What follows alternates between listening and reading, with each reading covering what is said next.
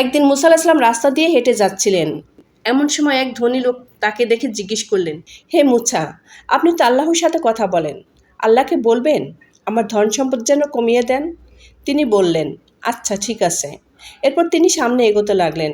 এমন সময় একজন গরিব লোক তাকে জিজ্ঞেস করলেন, হে মুসা, আপনি তো আল্লাহর সাথে প্রায়ই কথা বলেন, আল্লাহকে বলবেন আল্লাহ যেন আমার ধন সম্পদ বাড়িয়ে দেন। এরপর মুসা আলাইহিস সালাম আল্লাহ তাআলার কাছে দুই ব্যক্তির কথাই বললেন। আল্লাহ তাআলা বললেন, যে ব্যক্তি ধনী তাকে বলবেন সে যেন আলহামদুলিল্লাহ বলা ছেড়ে দেয়, আর যে ব্যক্তি গরিব তাকে বলবেন সে যেন আলহামদুলিল্লাহ বলা শুরু করে। তখন দুই ব্যক্তিকে মুসা আলাইহিস সালাম ঠিক তেমনইভাবে বললেন। তখন ধনী ব্যক্তি বললেন, আমি জীবনেও আলহামদুলিল্লাহ বলা ছেড়ে দেব না। আর ওই গরিব ব্যক্তি বললেন, আমার কি আছে যে আমি আলহামদুলিল্লাহ বলবো। তখন মুসা আলাইহিস সালাম তাদের সমস্যার কথা বুঝতে পারলেন।